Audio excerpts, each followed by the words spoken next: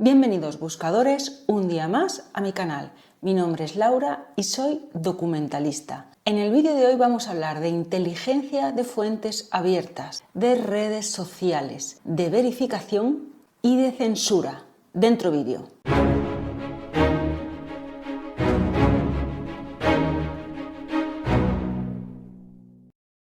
Cuando hablamos de OSINT o de inteligencia de fuentes abiertas, pensamos en una forma de obtener datos. Es una fuente de información tradicional a la que nosotros podemos interrogar, si sabemos cómo interrogarla, y obtener información.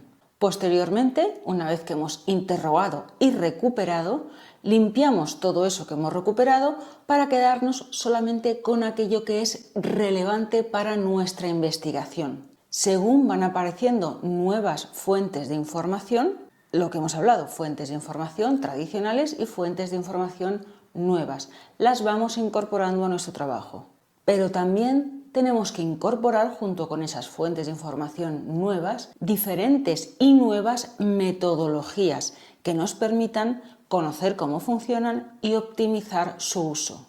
En el caso de las redes sociales ya las podemos considerar una inteligencia de fuentes abiertas tradicional, ya que llevamos años incorporando este tipo de plataformas a nuestros procesos de investigación. Y tienen el condicionante fundamental de la posterior verificación. En una investigación en la que nosotros debamos utilizar redes sociales, porque el tipo de investigación así lo exige o así lo permite, tenemos que ser muy cuidadosos con ese trabajo posterior de verificación, sobre todo cuando estamos hablando de datos o de información que van a tener un valor probatorio. Cuando hablamos de redes sociales, todos pensamos en Facebook, en Instagram o en TikTok, o en las numerosas plataformas en las que de manera colaborativa los usuarios suben o comparten, diseminan datos e información, bien sea de su actividad profesional o bien sea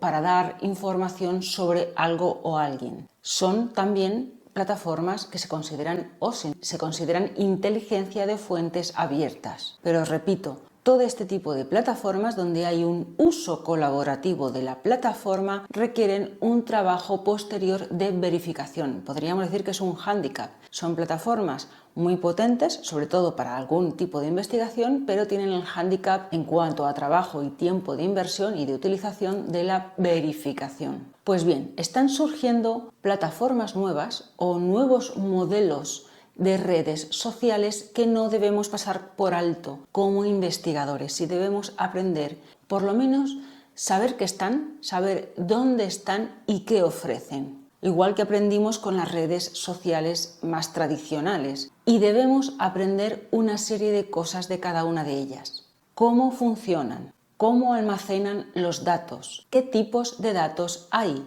¿Qué tipos de datos podemos obtener en función del tipo de red social? Hay redes sociales que pueden ser muy útiles o muy buenas o muy relevantes para, por ejemplo, investigar un perfil digital o ayudarnos a construir un perfil de usuario, un perfil digital en el que hacemos un estudio de la ID. También debemos saber qué capacidad tenemos para recuperar información en esa red social o en esa plataforma. Muchas veces se denominan OSINT y realmente tienen una barrera de acceso, aunque luego siguen entrando con mayor o menor discrepancia dentro de la consideración de OSINT, pero es cierto que hay una primera barrera en el acceso a esos datos. Y también debemos saber el índice de verificación que requiere su uso. Es ahí donde debemos determinar si es algo útil o no, relevante o no para nuestro trabajo. Una fuente de información que debemos incorporar o por lo menos conocer desde este punto de vista que os he dicho, con este tipo de puntos y con estas características, es Nostr.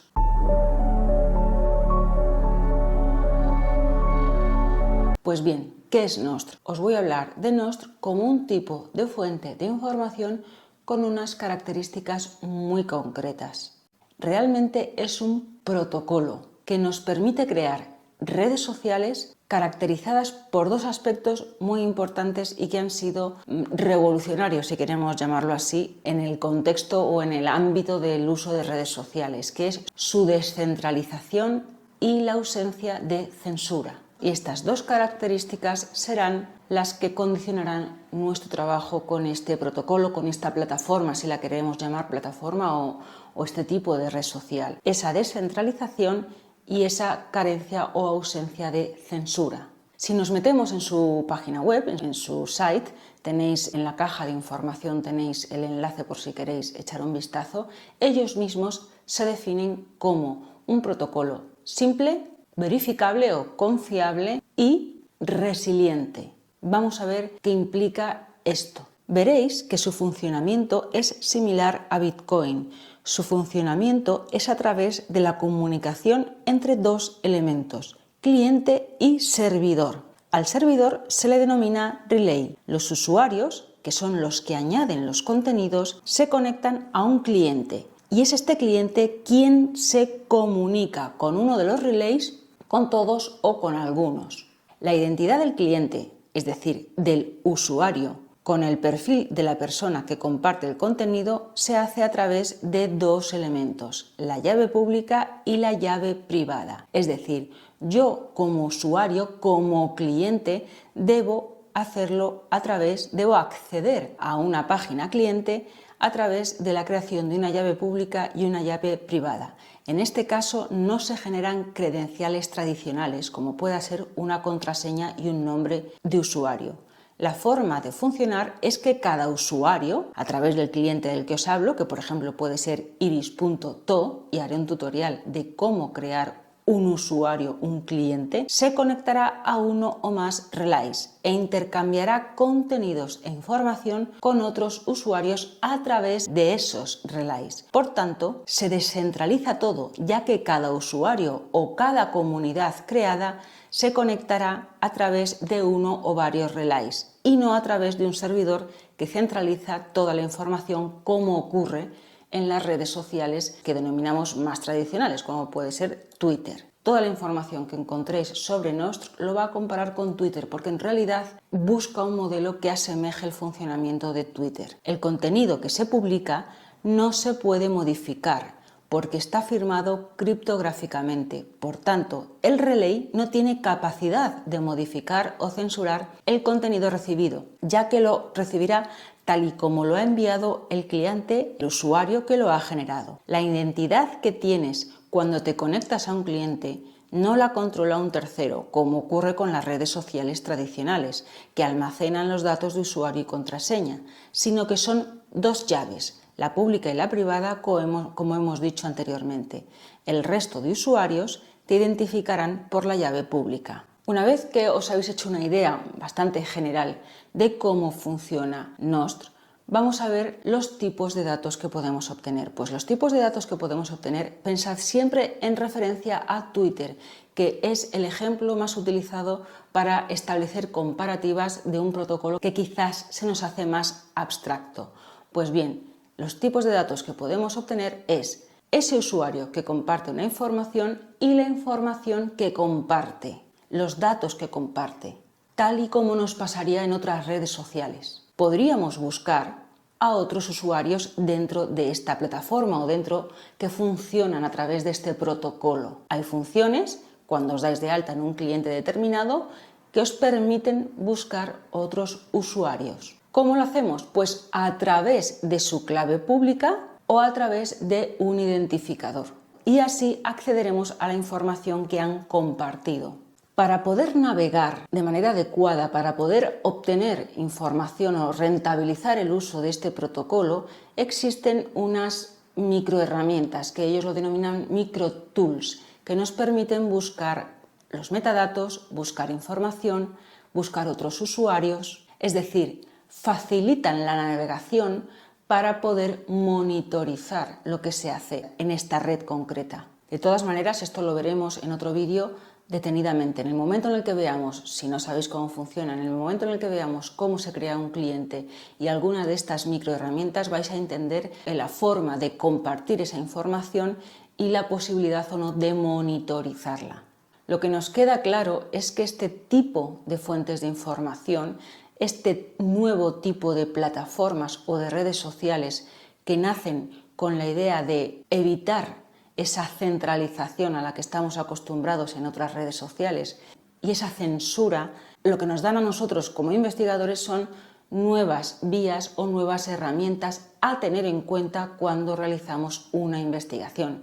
Debemos conocer las que ya podemos llamar tradicionales, que lo mismo son tan tradicionales que tienen 5 años no más, a estas nuevas que están creadas en base a una idea o a un ideal diferente en principio de cómo fueron creadas las otras. Pero sí es verdad que debemos saber cómo funcionan, qué tipos de datos tienen, cómo se almacenan, qué capacidad tenemos de acceder o de navegar, por eso se hablaba de esas microherramientas que nos permitan monitorizar. Veremos hasta qué grado nos permiten esa monitorización de este tipo de plataformas y cuál es el trabajo posterior que debemos hacer una vez que recuperamos. Todas ellas lo que van a hacer es que enriquecerán el trabajo de monitorización, de búsqueda e identificación y de verificación. Como os digo, haré un tutorial de cómo se utiliza, se descarga y cómo creamos un cliente utilizando, por ejemplo, el iris.to, el cliente iris.to y utilizar Nostr y cómo implementar esas microherramientas y otras que tiene aparte para utilizarlo. Veis que la forma de funcionar es muy similar a Bitcoin, si conocéis su filosofía y su organización de información y de trabajo. Veréis que la forma de funcionar, de organizarse y de transmisión de datos es similar. Así que hasta aquí llega el vídeo de hoy. Si os ha gustado, dadle un like, compartir la información y por favor os ruego que os suscribáis al canal para que siga creciendo. Tenéis este vídeo en formato podcast dentro de la plataforma iVoox. Nos vemos en el siguiente vídeo, buscadores.